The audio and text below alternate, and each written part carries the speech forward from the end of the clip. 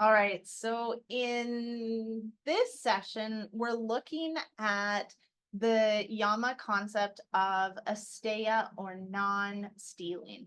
Now, this is what I'm noticing a lot lately with someone close to me. This can be being late. Actually, this is not the thing I'm noticing, but I'll tell you when I'm noticing it. This is being late. This is stealing other people's time. If you're someone that is perpetually late, it's time to stop doing that. Because what you need to do is wake up 5 fucking minutes earlier. Like, take some responsibility. Leave earlier. If it's always something, right? That's not being truthful. You're not being truthful with yourself, so you're actually creating violence for others and yourself. Okay? If you're always late, you're stealing from people. If you're late once in a while, shit happens. It's not a big deal. If I was late to something, people would be like, "Are you okay?" They wouldn't be like, "Oh, it's Colin. She's just always late. Let's not start the class for another 10 minutes while we wait for her to arrive." And then the people that I see that are always late, most of the time they're arriving in and they're like, "It was construction." Like, it's always some excuse that's outside of themselves. But the reality is, since you're always stuck in construction, why didn't you leave 10 minutes earlier? I also have that mindset that can be a little bit like, if you're not early, you're late. So this is stealing. It's stealing other people's time. It's not just stealing mine. If I'm running a coaching session or something like that, if you come in 5 minutes late, I'm not staying 5 minutes for you because you were late. You're not stealing my time. You're taking your own time, and then that's violence to self, right? And I'm sure there's some excuse, technology, since it's always technology. And since it always happens with you, why don't you start 10 minutes earlier or even 3 minutes earlier so you're not late? The next thing I notice with the stealing is the stealing of other people's experiences. When someone shares, like, I went to Alaska. Okay, I'm now going to share a story with you about me going to Alaska. But when someone comes at you like, "Oh, I went to Alaska," and then they start talking, it's like totally stealing someone's experience. Stop. That they're not sharing so that you can tell your story. They're sharing so that they can tell their story. Now, if they're always talking, it's time to be real instead of nice with them. See how they all like fit into our lives, and they're teaching us such deeper meanings than just like people pleasing and then acting out in behaviors that are damaging to relationships so you can blame and be pissed off at someone else. These are really beautiful.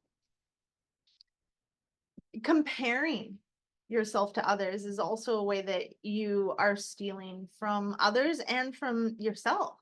Comparing in ways of you being better than someone is damaging to that other person and you. And then comparing yourself as other people are better is very damaging to you. And now we're back to the nonviolence piece. One of the things that is very just in our face is stealing from the earth. I was with someone a while ago, and he is incredibly conscious around like permaculture and waste. And he used to like have goals to have like one bag of garbage a month. Imagine that. How many bags of garbage do you put out in a week or a day? So I know we've got one bag per week. There's two of us. Here's the thing, is like humans create waste, period. Think about it. If you eat, you shit. That's waste, right? If it's just literally going into a septic tank, if it's going into the ocean, if it's going into a system, this is waste that you have to deal with. On a permaculture farm, what happens is people shit in a composting toilet, and then that shit is saved up until it like ferments, and then it becomes humanure. And you use it to actually grow your food, to put nutrients back into the earth. So it's not a waste. That's what permaculture is all about, is like minimizing your waste. Buying fruits that are not in season, or fruits that are grown in another country. Think of all of the energy, the work, and the pesticides that go into bringing that bananas to Canada. It's very like eye-opening to me, and things I never thought of. I remember one time we went out for ice cream, and he got an ice cream and an ice cream cone and didn't take the napkin. And I got a bowl of ice cream with a scoop. And when he was done his ice cream, there was no waste. And when I was done my ice cream, I had a napkin, a bowl, and a spoon. There was my waste. So I've become, I'm not elevated, I'm not the perfect. I mean, I'm very conscious about the plastics that I'm putting out into the earth now. I'm very conscious about the fact that I bought like a magnetic screen door and it now looks dirty. And in my head, I want to just go buy a new one. But in my heart, from the sealing of the earth, it's just a little bit of dirt. Either I can find a way to wash it, but it's perfectly good. So why would I just, yeah, why would I just buy a new one because of these selfish, superficial reasons? So think about that. We're stealing from the earth, which is essentially stealing from the future. Because if we are constantly wasting and we're making things worse and worse and worse, like, I mean, there's like a freaking floating island that's bigger than Texas in the ocean of plastics all stuck together, right? Where are the plastics going? And we just keep consuming them. After I came on my walkabout, and I was in Costa Rica for some time, several months, and I was really like living the hippie life. I came back to Canada. I went to Starbucks and I got a protein box, and it was like an egg protein box, and I had a latte and then the protein box, and I got up and I threw out my cup with my plastic lid, with my cardboard sleeve, and my plastic protein box into a massive garbage that was full of other plastic, because there are thousands of people probably hitting up that one Starbucks in this kind of city in British Columbia. And I just had, in that moment, looking at all of the plastic in the garbage, and understanding of the fact that I was one of billions of people contributing to a massive fucking problem on this planet. And it hit me because I thought about all the other Starbucks, and that this was just one garbage. How many garbage bags were they going through, just throwing out the plastic? And where is the plastic going? And so I'm not perfect, and I try not to feel guilty about being alive, and the fact that I drink milk from a carton that, that probably isn't recycled, and that sometimes recycling goes to the garbage and all of that stuff, and just trying to minimize my effort. Like, I take a reusable water bottle with me wherever I go, instead of buying portable or disposable water bottles, because I don't need to do that. I want to note that there's this part that talks about building our competence. And it brings up the Sanskrit word adhikara, which means the right to know or the right to have. And this word challenges us to the reality. I don't know if you guys can hear the motorcycle, so I'm just give me a minute for it to be okay. This word challenges us to the reality that if we want something, then we better grow the competency required to have it. Okay.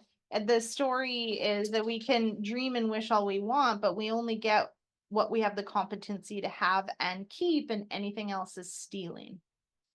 So think about people who win big bucks in the lottery, and within a year, they're back to being broke. Think about CEOs who run company into the ground because they don't have skills to manage a huge corporation. And in both of these cases, the people are stealing. They're trying to have something that's beyond their competency. So it talks about in the book about how competency, a colander is an example of adhikara. We may seek something so earnestly, and yet if we're full of holes, like the colander, what we want will always elude us. So building adhikara is plugging our holes by growing our competency in the area of our desires. And that takes practice and learning. So then it goes on, and I was talking about this even today, is like preparing ourselves to hold what we want is an exciting full-time job. And it moves us away from any victim stories into full responsibility for our lives. How many times do we wish for more money, but we wouldn't have a clue what to do with it, at least sensibly, if it did show up? Asteya, or non-stealing, demands that we become capable of stewarding what we ask for. Learn about money and investments and be savvy with the money you do have. Be prepared, be generous, have the adhikara for what you want. So take responsibility. I think about this as there's been times where I've been so massively abundant, making massive amounts of money, and yet I'm spending more than that.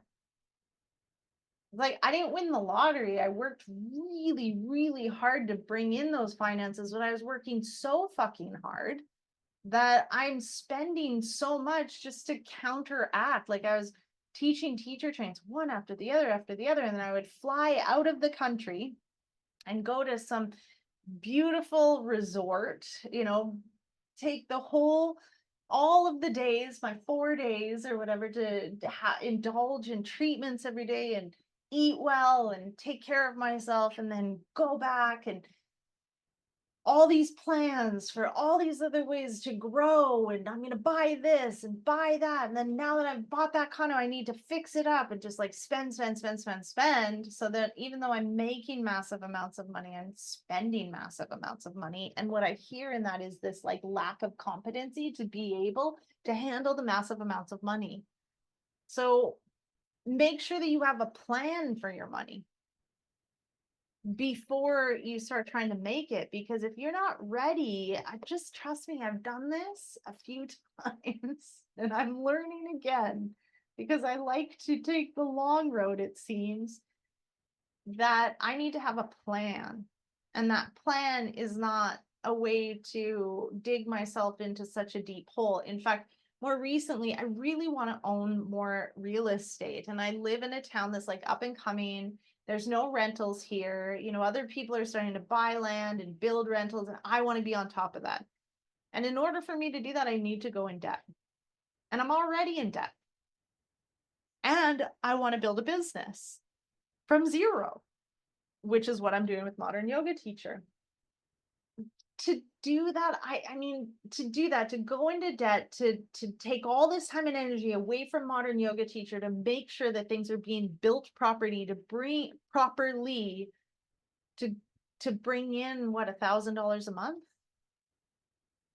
when I could work on the business and put all of my energy into that and bring in $10K a month. Because that's what people are doing here with me with Modern Yoga Teacher. We're going from 0 to 10K. I'm showing you. I'm not just showing up all like, I'm a millionaire, do what I did. No, I'm like, look here I am at 0 and we're building. Let's do it together. Watch. I know what I'm talking about. I've done this before. I'm doing it again. Let's go. But this time I need a plan for my money. So let's look at what the sutras say about Asteya.